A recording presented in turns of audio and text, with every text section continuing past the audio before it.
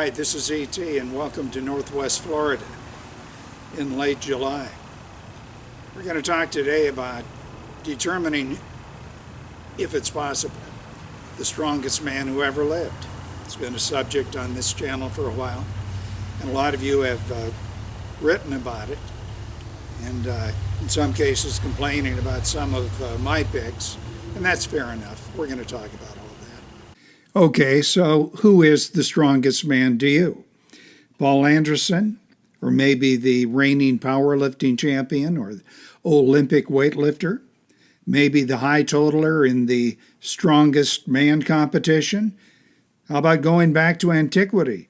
Samson in the Old Testament of the Bible. He slayed 1,000 men with the jawbone of an axe. What about Hercules?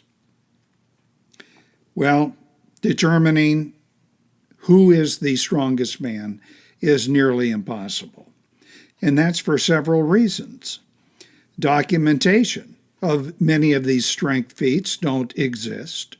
There was no powerlifting organization until the 1960s. And that was well after Paul Anderson was known to have squatted over a half a ton, that's about 450 some kilos, and to have performed a back lift of 3 tons. Although many of Anderson's lifts were televised and witnessed by hundreds of people, there were no scales that verified, for instance, his casino lifts, where he squatted about 1,200 pounds. That would be, 544 kilos? That was with an Olympic bar and 2 heavy safes at each end, and each safe was filled with silver dollars. I mean, it was obviously very heavy. You can see from the bend of the bar, but all unofficial. But we do know this. Paul Anderson's Olympic lifts were world records, and they were official. The Olympic lifts are the snatch lift, the clean and jerk, and back then the clean and press.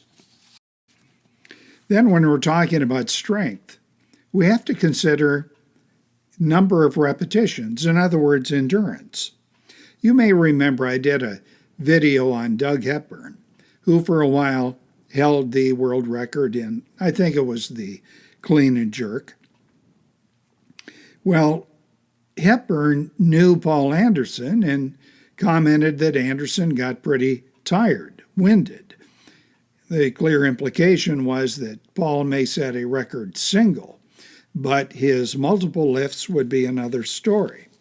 So how do you compare Paul Anderson to, say, Roy Hilligan?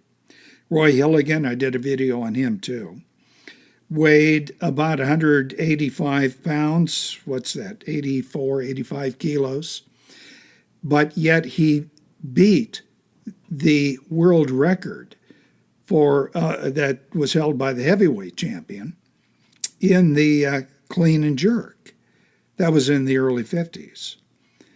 And what do you do about Marvin Eder, who weighed, I think, 190 pounds, who not only set a record single dip where you put your body between parallel bars and push all the way up.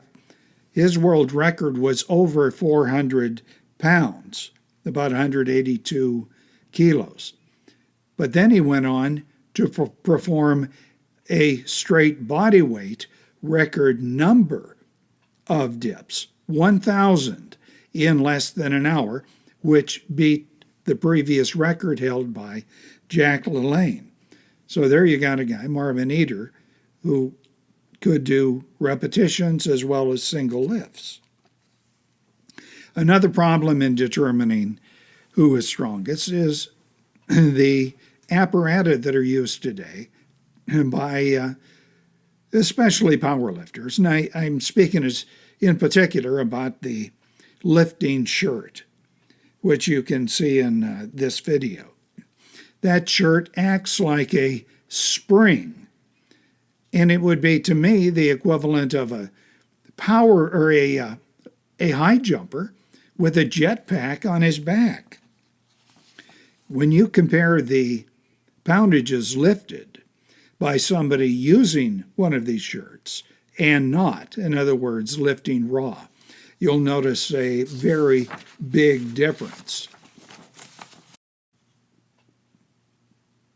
Then there's the question of the performance-enhancing drugs. I've gone into that already. I tend to concentrate these videos on the period before performance-enhancing drugs became, in particular anabolics, became widespread in this country, which is roughly 1960, before and after.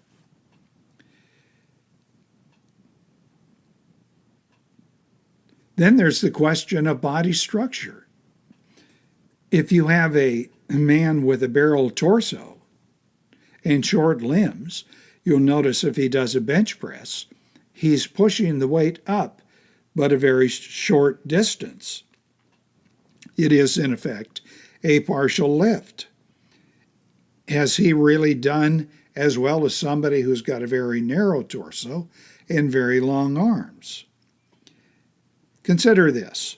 Ryan Kennelly is 6 feet 3 inches tall, and he bench pressed with a shirt 1,075 pounds. That would be, 487 kilos. When he did not wear his shirt, by the way, he could do only 650 pounds. That's 290 some kilos. Now, you've got Kennelly, and then there's Wilt Chamberlain, the basketball great, who stood 7 feet 1 inch tall. I don't know what it is in centimeters, 218, 19. And he is reported, Chamberlain is, to have bench pressed 500 pounds, witnessed by multiple individuals, including a former California governor. 500 pounds, about 225, 6, 7 kilos. Now here you see a picture of Chamberlain with Muhammad Ali. Now look at the reach difference. I'm assuming that, if I remember correctly, Muhammad Ali's reach was about 78 inches, 198 centimeters. And I'm not sure about Chamberlain's. I'm pretty sure it was over 90, which would be about 229 centimeters. In other words, extremely long.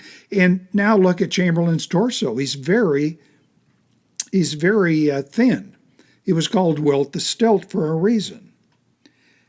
But yet Chamberlain was able to push, doing a bench press, the weight, 500 pounds, a very long distance.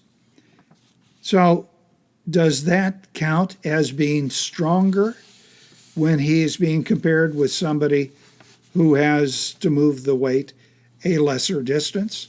Well, you decide. Chamberlain, by the way, did his lifting before any lifting shirts or any widespread use of performance-enhancing drugs. Okay, what's the point?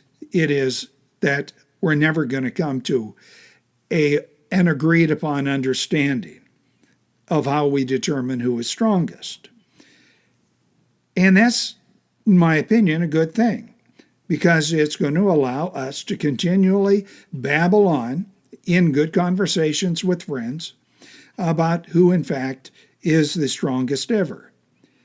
And that in itself is a good thing, I think.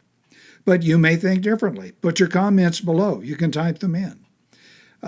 You should, if you have not done so, subscribe to this channel. You can hit the like or dislike button. I don't care. Thank you very much.